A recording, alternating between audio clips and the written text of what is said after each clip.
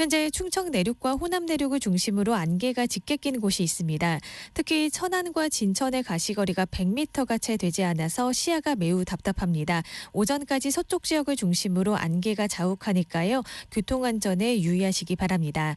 안개가 걷히고 나면 전국 하늘에 가끔 구름만 많겠습니다. 반면 동풍의 영향을 받는 강원 영동과 경북 동해안에는 오전까지 비가 조금 내리는 곳이 있겠습니다. 수능일인 내일은 늦은 오후부터 인천과 중부 서해안을 시작으로 밤에는 전국 대부분 지역에 비가 조금 내리겠습니다. 현재 서울의 기온은 8.6도입니다. 조하늘입니다.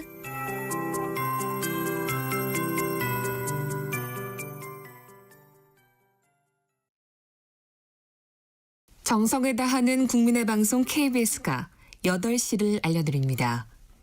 AM 711kHz, FM 97.3MHz, KBS 1라디오입니다. HLKA.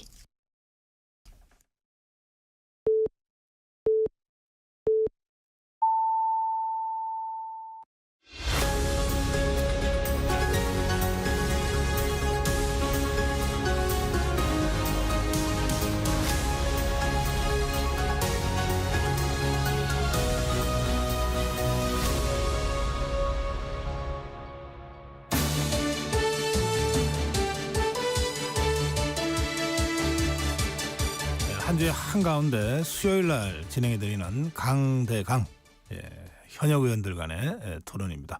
오늘은 양당에서 두 재선 의원을 모셨습니다. 국민의힘의 강승규 의원 나오셨습니다. 안녕하세요. 강승규입니다. 더불어민주당의 박상혁 의원 자리하셨습니다. 고맙습니다. 예, 안녕하세요. 박상혁 의원입니다. 반갑습니다. 네. 강승규 의원님 지역구는 지금 충청남도 어디시죠? 홍성군 예산군입니다. 아, 그 충남 도청 있는. 네, 그렇습니다. 그렇군요. 충남도청 이제 대전에서 예. 한 12년 전에 이곳 홍성으로 네. 홍성 예산의 중간 지역으로 이사 거기 완전 왔습니다. 신도시 같이 돼 있더라고요. 그렇습니다. 내포 신도시라고 행정구역은 아, 분리돼 있지 그렇군요. 않지만 네. 상임위는 어디신가요? 지금 산업자원통상 산자이구시. 중소기 벤처 있습니다. 네. 박상혁 의원님은 수도권 예. 김포시죠. 경기도 김포을입니다. 저 김포 공항에 가까운 쪽이 김포 갑 지역이고 네. 제가 있는 김포을은 한강 신도시에서 강화 앞까지 강화 쪽으로요? 예, 네. 애기봉이 있는 그렇군요. 그런 지역입니다. 접경 지역이기도 하네요. 예, 제가 어제도 그 지역에 대남 방송 때문에 피해 보시는 분들을 갔다 왔거든요. 그래서 예. 이번에 본예산 처리가 끝나면 마을에 가서 자면서 직접 좀 경험하고 함께 얘기를 듣기로 했습니다. 그 제가 접경 지역을 잠깐 갔었던 적이 있는데요. 그 밤 11시부터 새벽 5시까지 우리 대북 방송은 낮에 하는데 그쪽은 그 시간에 그 막 기괴한 소리들 해서 정말 그 잠을 잘 못 주무신다고 고통스럽다고 그러시더라고요. 예. 예, 그래서 그런 점들 너무 심각해서 이분들이 또 오랫동안 이 접경 지역으로서 재산권에 굉장한 피해를 받아 오셨던 분들 아니겠습니까? 그런데다가 최근에 이런 문제까지 있어서 더 상대적 박탈감이 높아서요. 그렇군요. 이런 문제들 빨리 좀 같이 해결해야 될 것 같습니다. 예. 박상혁 의원님 상임위는 어디신가요? 저는 21대 초선 때는 이제 국토위원회에서 활동했고 현재는 정무위원회에서 활동하고 정무위원회. 있습니다. 예. 예. 정무위원회에서 활동하시고 산자에서 활동하시고. 예. 이제 전국 현안에 대한 두 분의 토론을 시작하겠습니다. 내일이 더불어민주당이 처리하겠다고 예정한 그 김건희 여사 특검법 그 본회의가 있는 날입니다. 그런데 수정안을 지금 4개를 낼 테니 같이 합의 처리하자는 게 더불어민주당의 주장 아닙니까? 우리 박상혁 의원께서 먼저 설명 좀 하실까요? 어떤 취지로 어떤 내용의 수정안을 지금 갖고 계시죠? 예, 현재까지 김건희 여사와 관련된 특검을 2번 저희들이 통과시켰었는데 윤석열 대통령이 2번 모두 거부를 했었습니다. 뭐 잘 아시는 것처럼 도이치모터스 주가 조작 사건, 양평고속도로 문제 등 여러 가지 사안들이 있습니다. 최근에는 또 공천 개입 문제까지 있고 해서 최근 저희들이 3번째 발의한 특검법은 13가지 주요 내용에 대한 특검을 통해서 국민적인 의혹을 해소하자는 것이었는데요. 워낙 이 국민의힘이 특검에 대해서 부정적이고 대통령이 계속 거부권을 행사하고 있기 때문에 저희 더불어민주당에서는 이번에 그 사안을 핵심적인 2가지 사안, 즉 도이치모터스 주가 조작 사건과 최근에 이 명태균 씨와 관련된 공천 개입 의혹, 국정농단 사건으로 대폭 축소를 했고요. 또 국민의힘에서 가장 또 문제 삼았던 부분이 특검의 추천 방식 문제였습니다. 뭐 대통령도 그게 위헌이 아니냐랑까지 얘기를 했기 때문에 저희는 한동훈 대표가 얘기했던 대로 우리 최상병 특검 때 얘기했던 것처럼 제3자 추천 방식을 통해서 우리 대법원에서 추천을 하면 더불어민주당과 우리 그 비교섭단체가 한번 비토를 행사하고 그리고 나서 대통령이 임명하는 방식으로 아주 그 합리적인 방식을 통해서 이번에 좀 수정안을 제출하려고 하거든요.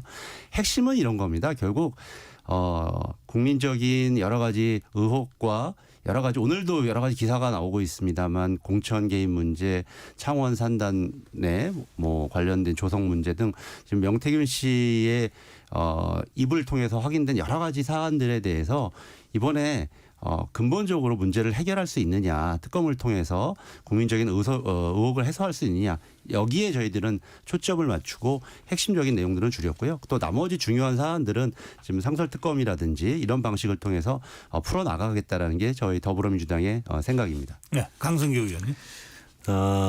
특검 관련해서는 민주당이 처음부터 끝까지 자기들끼리 통과시킨 자기들만의 잔치이고 또 그것을 그 플러팅을 하기 위해서 또 제3자 특검이라는 수정안까지 아주 날치기로 본회의 상정 이틀 전에 이렇게 반영하는 것을 보면 민주당은 특검을 통해서 정치를 하고 있지요. 정치 특검이라고 할 수밖에 없습니다.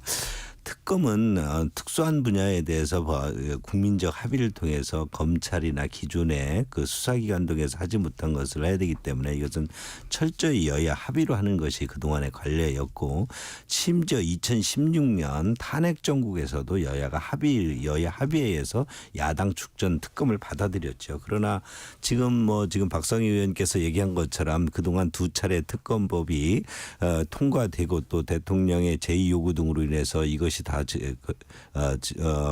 거부될 때까지 철저하게 여당은 배제하고 야당 본인들의 어떤 여러 가지 정치적 속셈을 담았죠.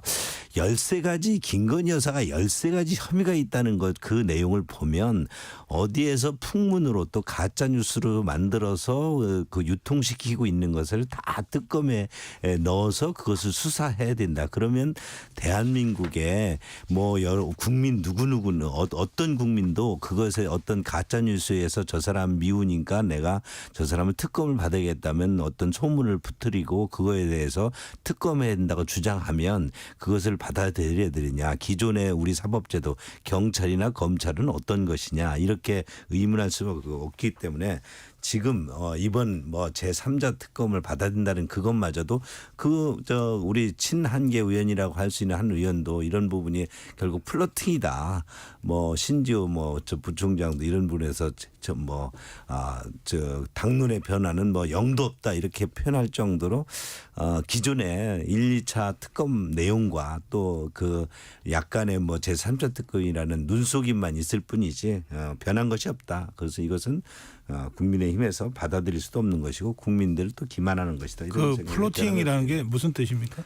속임, 장난 이런 거 아닌가요? 예. 그런데 우리 강승규 의원님께서 한간의 소문이다 이렇게 얘기를 하셨는데 이번에 저희들이 과감하게 양보한 이번에 제외하기로 한 안건들을 보면 김건희 여사의 명품백 액수 의혹 국민들이 다 눈으로 보신 영상과 자료가 있습니다. 그리고 감사원을 통해서 확인된 대통령실 관저 이전 의혹 이런 내용들이거든요. 또 임성근 사단장 구명 로비 의혹 이런 아주 중대한 사안이 있음에도 불구하고 저희들은 지금 의원님께서 말씀하신 것처럼 합의를 위해서 저희들이 과감하게 이런 부분들을 좀 다른 제도와 절차를 통해서 확인하겠다라는 생각인 거고요. 플러팅이니 요새 쓰시는 말씀을 하는데 우리가 야당과 여야가 합의하는 데는 항상 심지어 본회의 직전에도 잠깐 연기를 하면서도 합의했던 많은 경험들이 있습니다. 그게 바로 정치 아니겠습니까? 저는 핵심은 한동훈 대표가 본인이 당대표를 나갔을 때 말했던 것처럼 국민의 눈높이, 국민의 기대에 맞게 이 문제를 풀어가고자 하는 정말 본인의 진위가 있느냐라는 것이고요. 만약에 지금의 특검의 길을 또 놓치게 되면 지금 윤석열 정부가 뭐 최근에도 여론조사가 한 10%에서 20% 내외 아니겠습니까? 뭐 단순히 인적 교체라든지 이런 것으로 과연 국정 동력을 회복할 수 있는 것인지 스스로 한번 자문해 봤으면 좋겠다라는 생각합니다. 명품백을 얘기를 하는데 명품백이라는 것은 분명히 그 종북 인사에 의해서 만들어진 공작입니다. 그 공작을 처음부터 기획해서 쇼핑백, 그러니까 백을 구입해서 그것을 전달하는 모든 과정이 국민들한테 다 전달됐습니다. 누가 전달했느냐? 공작한 팀들이 얘기를 했습니다. 거기에서 그리고 또 그것을 검찰이 수사를 해서 이러이러한 부분에 대해서 혐의가 없다. 이런 부분 것은 처벌할 수 없다. 그래서 기소하지 않은 것입니다. 모욕이 감춰서 특검에서 드러낼 것이 없습니다. 특검을 한다는 것은 그것을 다시 또 리발브해서 공작에 의해서 대통령 그 당선자 그 부인이 여사가 당한 것을 그것을 또 공작에 그것을 그대로 특검을 통해서 정치 선전을 하겠다는 것이죠. 예. 네. 어제 저희가 그 더불어민주당의 정성호 의원하고 대담을 했는데요. 정성호 의원은 지금 우리 박상혁 의원 말씀하신 여러 가지 더불어민주당 입장에서는 주요하다고 생각하는 혐의들까지 특검에서 제외하면서 이렇게 수정안을 낸 이유는 여야 합의로 처리하고 싶어서다. 그래서 내일 14일로 예정돼 있지만 필요하다면 얼마든지 늦출 수도 있다. 이제 그런 취지로 설명을 했습니다. 그러면서 윤석열 대통령이 이번 세 번째 특검법에 대해서도 제의 요구를 할 경우에 뭔가 이런 식의 좀 설득을 통해서 국민의힘 내부에 좀 추가 이탈표가 더 나올 수도 있을 것 아니겠느냐 이런 취지의 그 전망까지 하셨는데 이 문제는 이제 바로 국민의힘 내부의 이탈표 문제가 되는 겁니다. 결국은. 그래서 이 문제 관련해서는 우리 강성규 의원께서 먼저 토론 한번 하실까요? 저는 그 특검 관련해서 그동안 한동훈 대표가 얘기한 입장도 있고 또 여러 의원들이 말한 입장도 있습니다. 일부 이탈표도 있을 수 있습니다. 그러나 기본적으로 이것은 팩트의 문제이고 팩트가 변할 수 있는 것이냐. 그동안 검찰 수사나 특검이 진행되지 않으면서 감춰진 진실이 있느냐 이런 문제라고 봅니다. 여야 의원들 특히 여당 의원들께서 이 특검에 대해서 야당이 일정 정도 아까 저는 프로팅이라고 했고 또 그것은 제가 얘기한 게 아니라 친한계 그런 특검에 대해서 다소 유연한 입장을 가졌던 친한계 인사께서 그 의원도 여당 의원도 이런 입장을 얘기를 했는데 이 부분이 적어도 국민들이 생각할 때 이런 것을 통해서 뭔가 진실이 밝혀질 것 내용이 있다고 한다면 여당 의원들도 상당수 이에 대해서 동의하면서 그럼 특검을 하자라고 나올 거라고 봅니다. 그러나 지금까지 검찰 수사나 또 공작 수사의 모든 내용들이 보도를 통해서 낱낱이 중계가 된 만큼 더 이상 드러날 진실이 없는데 여당 의원들이 여기에서 야당의 여러 가지 지금까지 그 이재명 대표고 야당이 다수 의석을 가지고 국회에서 해온 여러 가지 행태와 그동안 앞으로 이 노림수가 있는데 이것에 대해서 여당 의원들이 그래 그러면 그런 특검을 한번 해보자라고 받아들일 가능성이 있다? 저는 그렇게 생각지 않습니다. 그러면 이탈표는 어떻게? 이탈표가 뭐 저는 있을 수도 있지만 그렇게 뭐 이 지금의 그 특검 전국을 전환시킬 만큼 뭐 그런 이탈표는 있을 거라고 생각지 않습니다. 네, 박상혁 의원. 그러니까 저희들이 수정안을 낸 것은 뭐 친한계를 대상으로 뭐 특정해서 뭐 이탈표를 얻기 위해서 그렇다기보다도 저희 야당은 제1야당입니다. 또 지금 과반을 하고 있기 때문에 여당을 상대로 해서 이런 제안과 양보를 한 거고요. 제가 여당원들을 만나보면 특정해서 뭐 친한계다 친윤계다 여기에 분류되지 않는 합리적인 의원들 굉장히 많으시거든요. 저는 이분들이 어떤 목소리에 귀를 기울일 것인가 이 부분이 저는 중요하다고 생각합니다.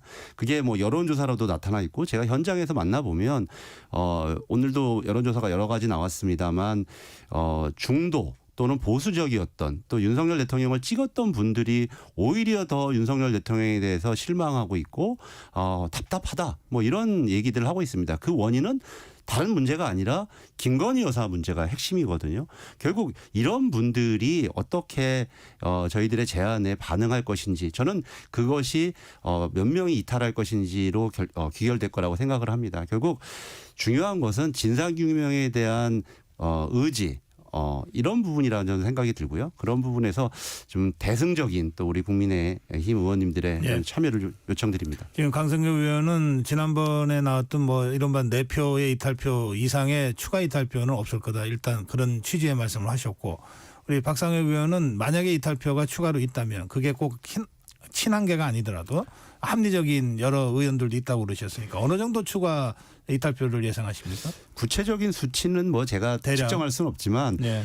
근데 현장에서 굉장히 괴로워하실 겁니다. 왜냐하면 우리 강 의원님도 현장을 다녀보면 요새 가을철이어서 행사들이 많습니다.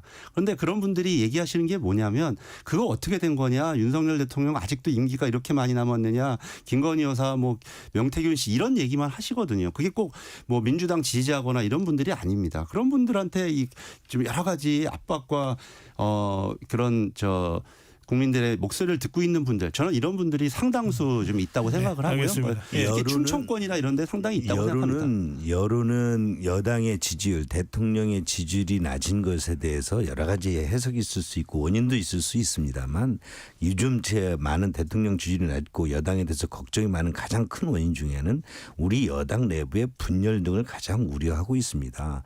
이에 대해서 또 많은 국민들이 또다시 분열됐을 때 그 제2의 탄핵이라는 그 지금 민주당이 노리고 있는 또 이재명 대표의 방탄을 위해서 노리는 이런 부분이 또 현실화될까 그런 거에 우려가 크고요. 네. 두 번째 또 그 지금 여당에 대한 또 불만 중에 상당 부분은 이재명 대표 수많은 혐의로 지금 재판을 받고 있는 이재명 대표를 효과적으로 왜 여당이 정권이 교체되었는데도 이에 대해서 효과적으로 대처하지 못해서 지금 이 지경까지 왔느냐라는 국민 여론도 상당히 알겠습니다. 큽니다. 지금 바로 그 주제로 이제 토론을 할 생각입니다. 근데 조금 전에 이제 토론 중에 이 여론조사 얘기가 이제 몇 번 거론이 돼서 저희가 근거를 말씀드리고 가야 되니까. 예, 방송에서 또 그래야 되지. 네. 그 대통령 지지율 관련해서는 이미 저희들이 여러 차례 말씀드렸습니다만 갤럽 조사와 리얼미터 조사가 최근에 22% 또는 19%로 보도가 된 바가 있습니다. 그것은 여론조사 심의위원회에서 확인하실 수 있고요. 조금 전에 우리 박상혁 의원이 말씀하신 그 오늘 나왔던 여러 여론조사는 구체적으로 수치를 말씀하시지 않으셨기 때문에 저희가 근거를 제시하지 않고 지나가도 될 것 같습니다. 그렇게 여러분들 이해해 주시면 좋겠고요. 자, 이제 강승규 의원 말씀하신 그 대목입니다. 사실 여권 내부 분열 그리고 이재명 대표에 대한 엄중한 사법 처리를 왜 그동안 못했냐에 대한 실망 이것이 이제 지지율 하락의 주요 원인이라고 이제 보시는 거 아닙니까? 근데 그게 바로 15일 내일 모레 이재명 대표 1심 선고 그리고 내일은 또 이재명 대표의 아내 김혜경 씨의 1심 선고가 지금 있습니다. 이 부분과 둘러싸고 이제 사실은 이제 이른바 진영 간 긴장이 상당히 고조되고 있어요. 네. 15일 재판정에 집회 신고만 이를테면 보수 진영에서도 7단체 또 야권에서도 7단체가 지금 집회 신고를 한 상태라고 하고 더 늘을 수도 있거든요. 자, 이런 상황입니다. 우리 박상혁 의원께서 먼저 토론하실까요? 거기 전에 잠깐만 네. 말씀을 드리면 그 여권의 분열이 지금 국민들이 갖고 있는 윤석열 정부에 대한 원인입니까? 아니면 그게 현상입니까? 저는 오히려 김건희 여사 문제를 제대로 대처하지 못한 그것이 원인이고 그것이 결과적으로 한동훈 대표와 윤석열 대통령의 갈등으로 결과를 나타난 거죠. 그래서 저는 제가 말씀드리고 싶은 건 뭐냐면 지금 국민의힘에서 이 지금의 국정 난맥의 원인에 대해서 정확하게 진단을 하고 있지 못하다라는 데 먼저 말씀을 드리겠고요. 네. 두 번째 이재명 대표의 문제는 지난 2년 전 대선이 0.79%의 차이로 됐습니다. 정말 간발의 차이인데 그 문제를 마치 모든 것을 가져가겠다라는 식으로 그 이후에 진행된 이 정치 검찰의 야당에 대한 탄압, 이재명 대표에 대한 탄압 이런 문제들이 결과적으로 윤석열 대통령으로 하여금 스스로 이 국민들로부터 고립화되고 많은 이 국론 분열로 결과적으로 나타날 수밖에 없게 됐다. 지금이라도 다시 전에 대통령이 총선 후에 했던 것처럼 야당과 대화하고 야당과 여러 가지 정치를 통해서 주요 지금의 우리 대한민국의 여러 의제들을 풀어간다면 저는 오히려 그 국정 동력은 살아날 것이고 정치가 더 풍성해질 거다. 오히려 그런 것을 바라는 거지. 지금 말씀하시는 것처럼 이재명 대표를 왜 구속 못 시켰냐, 왜 제안 못했냐 이렇게 생각하면 오히려 앞으로도 정치 검찰을 통해서 더 탄압하겠다라는 의도로 보여지는데 그것은 오히려 국민의힘과 윤석열 대통령의 자멸의 길로 가는 것이다. 저는 이렇게 경고합니다. 네, 강성규 의원. 이런 야당 대표는 일찍이 없었습니다. 11개 혐의 등으로 또 11개 논란 등으로 또 7개의 재판이 진행되고 있습니다. 뭐 선거법부터 뭐 개발 비리에 대한 여러 가지 의중 교사 또 여러 가지 또 대북 송금 그러니까 대한민국의 국익 관련인 부분에 있어서 대북 송금에 관한 부분 등 지금 이재명 대표에게 지금 재판받고 있는 혐의는 뭐 수십 년 선거 결과가 나올 수도 있다라고 지금 예측하고 있지 않습니까? 그런데 이런 부분 등에 대해서 지금 민주당이 그 지난 총선에서 다수를 획득했다는 이유만으로 그동안 재판에 대해서 또는 그 국회 운영 과정에서 오직 방탄에만 방점을 찍어왔고 그것이 국민들에게 엄청난 피로감을 주고 있지요. 사실 이번에 15일 날 그 재판 결과가 이제 선고가 내려질 텐데 선거법 위반 부분 같은 경우는 이게 선거에 그 당시 선거가 막 진행되고 있는 과정에서 이재명 대표가 대통령 출마를 선언한 상황에서 그 여러 가지 그 의증하고 또 그러니까 무슨 국토부가 협박하지도 않았는데 협박했다고 하고 또 여러 가지 그 재판에 대해서 뭔가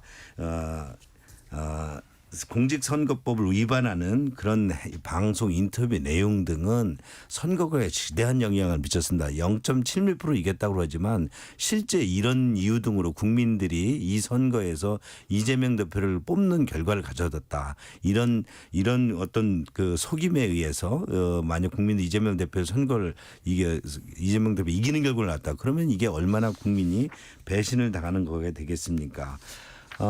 결국 이번 15일 날 선거법 위반 재판에서 국민들이 제대로 이재명 대표의 진상을 좀 봐야 될 것이고 또 25일 날 의중기사에서 또 볼 것이고 네. 어제 재판부가 또 그러지 않았습니까? 대북 송금 문제에 대해서 이런 재판은 처음 봤다. 판사가 얼마나 답답했으면 이렇게 시간을 끌고 그 오직 대표 하나를 보호하기 위해서 우리나라 사법제도를 무너뜨리고 있다. 이렇게 개탄하지 않았습니까? 이런 부분에 대해서 계속 이것이 뭐 검찰 사법 경찰에 의한 검찰 공화국이다 이렇게 소위 프레임만 씌운다고 그래서 해결될 문제가 아니고요. 결국 대한민국은 삼권 분립의 민주공화국인 만큼 내일 15일 날 일단 1차 판결을 받아보고 25일 날 판결을 받아보면 국민들이 이에 대해서 판단할 것이다 이렇게 느껴집니다. 이제 15일 날 네, 선거법 재판이 있습니다. 뭐 핵심적인 기소 내용은 돌아가신 우리 성남 김모 씨를 잘 모른다라는 그런 방송 인터뷰 내용이 당선 목적의 허위 사실을 유포한 것이냐 이것이 이제 선거법 이번에 기사의 핵심 내용인데 아마 강 의원님도 잘 아실 겁니다. 우리가 정치인들이 많은 사람들을 또 많이 만나게 되면 이분을 알 거는 같은데 정확하게 이분의 이름이라든지 어떤 관계라든지 이런 것들을 모를 때가 많습니다. 그러면은 굉장히 이제 그분이 어떻게 하냐면 제가 누구예요? 뭐 이렇게 직접적으로 물어보는 경우에서 당혹시킬 때도 굉장히 현장에서 많습니다. 저 기억하세요 이런 식으로 그러면서 굉장히 당혹시킬 때가 많습니다. 사람이 어떤 사람을 안다라고 하는 이 주관적 인식의 문제를 가지고 당선 목적의 허위 사실을 유포했다라고 하는 게 굉장히 저는 난센스라는 생각이 들고요. 그래서 재판 과정에서도 과연 무엇을 허위 사실을 유포한 행위가 뭐냐라고 하는 게 그걸 특정해 달라 이렇게 우리 변호인 측에서 여러 차례 검찰에 요구했더니 검찰에서 했던 말이 과거에 교유 행위가 없었다는 것을 행위로 본다라고 하면서 굉장히 좀 난해한 논리와 복잡한 이야기를 해서 굉장히 좀 재판정 자체가 굉장히 어려웠다 이런 제가 좀 전언을 들었습니다. 저는 이번 선거법 재판이야말로 얼마만큼 지금 윤석열 정부와 이 정치 검찰이 이재명 대표를 죽이기 위한 가장 대표적인 사례가 무죄로 드러날 사건이라고 생각합니다. 이번에 제가 반박을 줍니까 대장동 개발 비리라는 것은 단군 이래 최대 개발 비리 사건입니다. 수천만 원에서 수억 원을 내고 수천억 원을 받아갔습니다. 그런 개발 비리의 용도 변경 과정 등에서 그 핵심 실무자인 고 김문기 씨가 주도를 했고 이분과 해외여행 가서 골프까지 치고 같이 사진 찍고까지도 드러났는데도 이를 모른다. 이 사람을 모르는 사람이다. 이렇게 증언했으면 대장동 개발 비리라는 것이 대선에 굉장히 중요한 쟁점이었는데 거기에 핵심 당사자를 모른다고 했으니 나는 대장동 개발 비리가 지금 이 선거의 핵심 주제인데 거기에 관여가 없다라고 의증을 한 것이고요. 그래서 선거법에서 그것을 문제 삼고 있는 거지요. 그냥 단순히 우리 선거 과정에서 만난 사람 엊그제 만난 사람을 압니까 모릅니까 이런 문제하고 한치시킬 수 있는 문제가 아닙니다. 두 번째는 국토부의 협업, 그러니까 대장동 용도 변경을 그렇게 수천의 개발 비리를 누군가에게 특정인에게 안겨주는 것을 왜 했냐고 그랬더니 국토부에서 협박을 했다 그래서 증언을 했습니다. 그것도 국정감사에서. 그런데 국토부가 그것은 성남시가 알아서 용도 변경을 하라는 공문을 국토부가 협박했다고 그랬어요. 그런데 협박을 했으면 협박한 사람이 있어야 되지 않겠습니까? 협박을 또 어떻게 받았는 내용이 있어야 되는데 지금까지 재판관에서 아무런 내용을 협박한 사람이 없어요. 그냥 공문 하나 있습니다.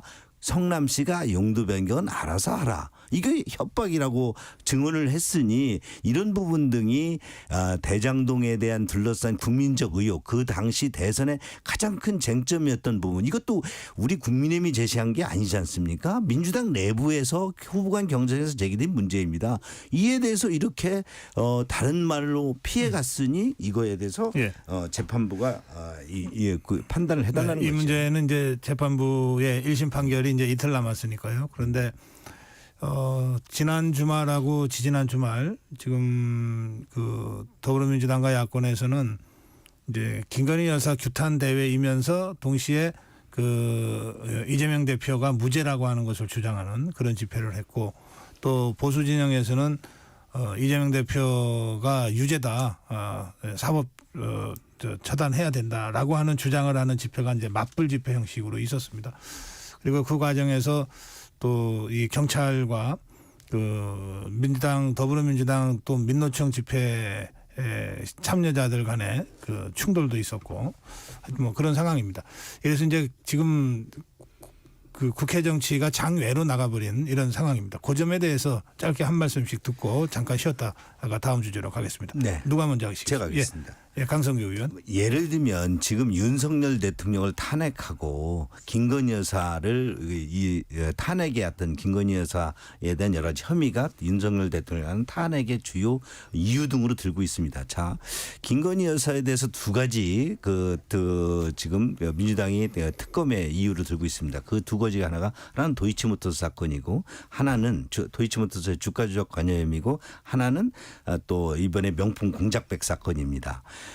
저는 이 두 사건 첫째 도이치모터스사는 대통령하고 결혼도 하기 전에 일어났던 사건이고요. 그것을 문재인 정부에서 충분히 또 수사를 해서 2년 동안 거의 2년에 가까운 동안 탈탈 털었는데도 기소도 하지 못했습니다. 소환조차 하지도 못했습니다. 그래놓고 지금 와서 리바이블해서 이 도이치모터스 사건이 대통령 선거와 대통령의 지금 이 통치 행위에서 어떤 영향을 미쳤는지 계속 이걸 가지고 특검을 하자 탄핵을 대통령을 탄핵하는 이유 들고 있고요.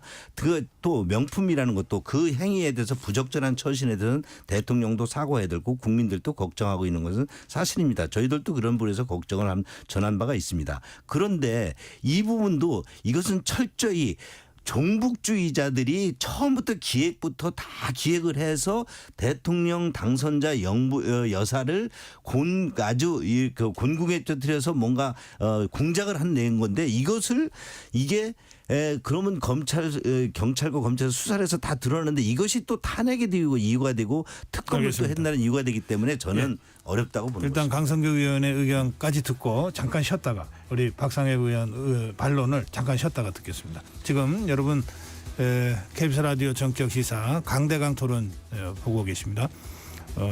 국민의힘의 강성규 의원 그리고 더불어민주당의 박상혁 의원과 함께하고 있습니다. 잠깐 쉬었다 오겠습니다.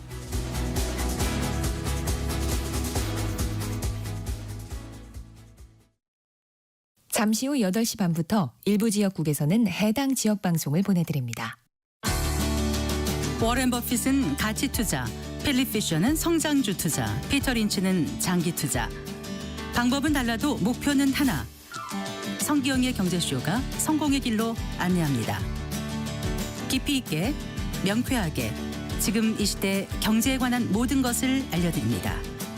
평일 오후 4시 5분 성기영의 경제쇼와 함께하십시오.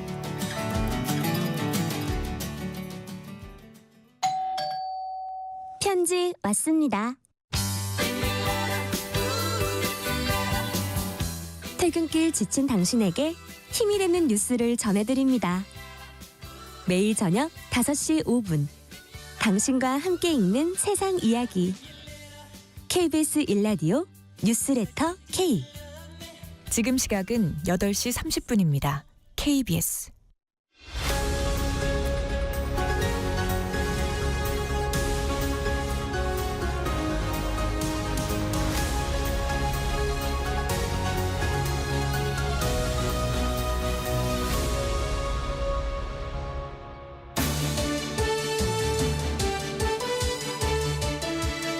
네, KBS 라디오 정격 시사 수요일에 보내드리는 강대강 토론 진행하고 있습니다. 국민의힘 강성규 의원, 더불어민주당 박상혁 의원과 토론하고 있는데 조금 전에 그 장외 집회와 관련해서 또 야권의 탄핵 움직임과 관련된 강성규 의원의 주장이 먼저 있었습니다. 이번에 박상혁 의원의 반론 듣겠습니다. 진행자께서 질문하신 취지는 이 장외로 나가는 부분에 대한 뭐 걱정 뭐 이런 그런 안타까운 점까지, 취지신 예. 거잖아요. 저는 그랬기 때문에 이번에 저희들이 특검법과 관련되어서 이렇게 대폭 양보를 한 그 의제도 줄이고 제3자 특검 방식을 제안한 이런 부분들이 장내에서 함께 토론이 되면 이렇게 장외에서 벌어지는 국민들의 걱정은 훨씬 더 줄 거다라는 생각이 듭니다. 그래서 박찬대 대표가 모든 것을 열어놓고 협상하겠다, 뭐 시한과 이런 것까지도 다 함께 얘기하는 것이라고 생각합니다. 과거에 삼김 시대에 여러 가지 정치적인 합의가 있었을 때 그런 원활한 것들은 결국 이 장내에서 이렇게 여야 간에 허심하게 토론했을 때 그런 문제를 됐거든요. 저는 아까도 말씀드렸던 것처럼 지금 좀 전에 강승규 의원이 얘기하는 것처럼 김건희 여사 문제를 그렇게 단순하게 치부하고 그다음에 이것이 무슨 종북주의다 또 과거의 일이다 이렇게 치부하는 순간 국민의힘이나 윤석열 대통령이 국정 동력을 회복할 방법이 없다고 다시 한번 좀 강조드리고 싶습니다. 결국 여야가 맞대고서 이 문제를 어떻게 국민들이 걱정하고 있는 부분을 해소해 드릴 것인가 그 방식은 무언가 이 특검 방식을 통해서 왜 그 결혼 전에 사안이면 왜 그렇게 부담스러워 하십니까? 영부인 때도 아니라면 오히려 더 부담 없이 그 도이치모터 사건에 대해서 특검을 통해서 조사를 해야 되는 거죠.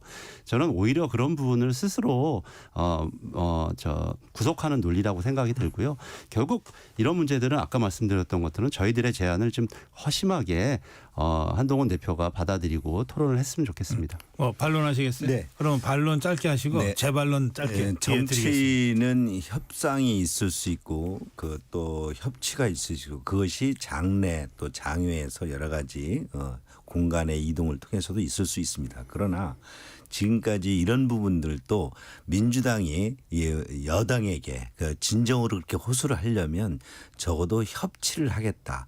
또 협상을 하겠다는 의지가 있어야 되는데 지금까지 보면 민주당이 그것을 보여온 것은 기승전 탄핵, 기승전 특검 이걸 통해서 오직 이재명 대표의 사법 리스크를 방탄하겠다. 이것이 보여졌기 때문에 지금 한동훈 대표의 어떤 그 당내 그 국민의힘 내에서 여러 가지 당내 갈등 등이 더 강화될 것 같으면 뭐 그저 그냥 뭐 장외도 더 밀어붙일 대세였지만 이제 또 여당의 분위기들이 좀 더 다소 그 갈등이 좀 완화되는 것 같으니까 또 장내 장외 뭐 특검 법안을 네. 수정해서 하는 것이 아닌가 이런 부분 등이 예. 신뢰감을 주지 못하고 있다. 예, 이렇게 박상혁 의원 제 반론입니다. 저는 집권 여당이 굉장히 움츠러들어 있다고 생각합니다. 좀 강성규 의원이나 얘기하는 것이 우리 민주당의 모든 정치행위나 이런 것들은 윤석열 정권을 탄핵하기 위한 거다. 이렇게 인식하고 뭐 저희들이 하는 내용들, 제안들 이런 메시지를 그렇게만 인식하게 되면 전혀 진전이 없는 거죠. 저는 오히려 집권 여당이 생각해야 될 것은 어떻게 자신들이 갖고 있는 정책들을 풀어나갈 거냐. 그 과정에서 야당과 어떻게 대화하고 할 거냐. 그 과정 속에서 국민들의 의구심, 도이치모터스 주가 조작 사건, 지금 명태균 씨 사건 같은 이런 문제들이 국민들이 갖고 있는 의구심인데 어떻게 해소해 줄 거냐. 네. 이런 차원에서 좀 접근을 하는 게 집권 여당다운 모습이다 이렇게 생각합니다. 네. 자, 마지막 토론 주제는 이 당원 게시판 문제입니다. 이게 지금 SNS 정치 시대고 미디어 정치 시대라서 사실은 누구나 다 정치적 메시지를 실시간으로 올릴 수 있고 또 반응을 볼 수가 있어요. 근데 특히 이 당과 당 입장에서는 국민과 늘 대화해야 되는데 그 대화는 제일 주요한 수단 중에 하나가 당원 게시판 아닙니까? 네. 그 더불어민주당도 이전에 강성 지지층들의 당원 게시판 게시글 때문에 당원 게시판 운영에 조금 어려움을 겪었던 적이 있죠. 지금 국민의힘 당원 게시판은 그 실명으로 이제 그 글을 올릴 수 있는데 했습니다. 본인 인정을 하고 글을 올릴 수 있는데 그건 더불어민주당도 마찬가지일 겁니다. 그런데 당대표 한동훈의 이름 또 한동훈 대표의 가족의 이름으로 대통령 부부를 아주 그 심하게 어떤 면에서는 좀 폐륜적인 막말 수준으로 공격한 글들이 올라와서 또 그것도 한두 개가 아니라 여러 수백 개가 올라와서 지금 논란이 되고 있습니다. 이거는 뭐 지금은 일단 국민의힘 당계 당원 게시판 문제지만 정치권이 공통으로 안고 있는 문제이기도 한 것 같아서 이 문제에 잠깐 두 분의 의견을 듣겠습니다. 먼저 강성규 의원. 저는 우선 이 부분에서는 당무감사가 필요하다고 봅니다. 세 가지 문제가 있습니다. 실명으로 한 그 게시글이 댓글이 또 익명으로 표출되게 돼 있는데 이것이 일부 풀렸습니다. 그래서 실명이 나와 있고 거기에 여러 가지 지금 지적하신 그런 비방 댓글이 있습니다. 이 부분에 대해서 당무감사가 필요합니다. 두 번째, 이 부분이 그 한동훈 대표나 그 가족이 동명이인이냐 아니냐 이런 문제에 대해서 지금 이미 상당수 시중에서 여론에서는 많이 논란이 있지 않습니까? 이에 대해서 이렇게 논란이 있는 것을 그대로 방치할 수가 없다. 그래서 이에 대해서 검증을 통해서 또 당무감사를 통해서 진실을 밝혀야 된다. 세 번째는 이런 부분 등이 만약에 어떤 조작에 의해서 해킹에 의해서 했을 수도 있고 또는 뭐 어떤 특정 단체 등에서 할 수도 있다면 이런 부분도 문제가 됩니다. 저도 최근에 그 방송에 나가서 일부 지금 이제 우리 한동훈 대표에 대한 비판적인 방송을 한 이후에 저의 유튜브 계정이 다운이 됐습니다. 그래서 구글 측에 알아보니 바이러스를 누군가 심었습니다. 악성 댓글을 심고 바이러스를 심어서 일주일 정도 제 유튜브 계정이 다운됐습니다. 물론 문자 메시지에도 폭탄도 좀 받았습니다. 이런 부분 등이 지금 그러니까 소위 말해서는 대한민국 정치를 또 우리 대한민국만 아니라 현대 정치를 좀 오염시키고 있지 않습니까? 우리 당원 그 게시판에 아주 단순한 거지만 이에 대해서 진실을 좀 규명할 필요가 있다. 그래서 당무감사들을 통해서 조사를 좀 해야 당무감사를 우선해야 되고 네. 필요하다면 수사까지도 네, 의뢰할 네, 필요가 있다. 네. 네, 박상혁 의원. 예, 먼저 뭐 제가 국민의힘 당계 얘기를 하는 거는 좀 적절치 않고요. 기본적으로 뭐 당의 주인은 국민의힘이나 어디나 다 당원들이라는 뭐 기본적인 관점 속에서 과거에도 보면 조금 이런 여러 가지 문제점들이 있을 경우에는 뭐 그 글쓰기를 정지시킨다든지 또는 그 강퇴를 시킨다든지 이런 방법을 통해서 좀 정화하려는 그런 여러 가지 사례가 있었기 때문에 뭐 그런 절차대로 아마 해결할 수 있지 않을까 생각하고요. 제가 말씀드린 거는 지금 강승규 의원이 얘기했던 마지막 부분입니다. 즉 정치의 취약성, 민주주의에 지금 한국 정치가 맞닿아 있는 여러 가지 극단적인 표현이라든지 극단적인 세력들로부터 정치가 위협받고 있는 이 부분을 좀 얘기를 드리고 싶어요. 결국 이 부분을 해결하는 방법은 저는 여야가 머리를 맞대고 국회 안에서 당면한 사안을 풀어갈 때 그런 걸 통해서 효능감을 국민들한테 제시할 때만이 이것이 되는 거지 그렇지 않고는 더 양극화되고 극단화된다고 생각합니다. 그래서 뭐 다시 한번 얘기를 드리지만 이번 제3자 특검 방식은 국민의힘에서 과감하게 한번 수용을 하면서 얼마나 국민들이 이 윤석열 대통령이 스스로 얘기했던 공정과 상식을 자신에게도 들이댈 수 있구나. 라는 것을 보여주는 게 최선의 국정 동력을 또 회복하는 길이다. 이런 말까지 꼭 드리고 싶습니다. 네, 박상혁 의원 일관되게 이게 정치 특히 원내 정치가 활성화돼야만이 여러 가지 그 부정적인 정치를 승화시킬 수 있다. 제어할 수 있죠. 주장을 하셨어요. 시간이 다 돼서 짧게 한 20초씩 마무리 말씀드릴 할 수 있는 기회를 드리겠습니다. 네. 박상규 의원이 제안한 국회가 살아있는 모습 좋습니다. 그런데 그것은 민생을 위한 국익을 위한 또 우리 여러 가지 발전적인 제안을 가지고 협치를 해야지 우리가 정쟁을 이것을 받아들이면 정쟁을 좀 덜 하겠다는 그런 정쟁 법안 가지고 협치가 될 수는 없고요. 이미 민생 부분 이런 부분에서 좀 더 협치하는 모습을 우리가 보여야 될 것이라고 봅니다. 예, 박상혁 의원. 과거 여서야대 시절에 오공청문회가 있었습니다. 오공청상청문회. 그게 뭐 아까 말씀드렸던 건 대표적인 여야 협치의 산물이고 그런 걸 통해서 정치가 복원되는 과정들을 봤습니다. 지금 말씀하셨던 건 또 거기에 더해서 다른 여러 가지 뭐 국제 안보 사안, 경제 사안 함께 논의할 수 있거든요. 그렇게 단편적으로만 보지 마시고 지금 국민의 눈높이가 뭔지 윤석열 대통령이 한동훈 대표가 얘기했던 거기서부터 좀 출발했으면 좋겠습니다. 예, 오늘 두 분 토론 잘 들었습니다. 예, 매주 수요일 보내드리는 강대강 토론 오늘은 양당의 재선 의원 국민의힘 강승규 의원, 더불어민주당 박상혁 의원과 함께했습니다. 두 분 고맙습니다. 예, 감사합니다. 이 시각 교통정보입니다. 도로 곳곳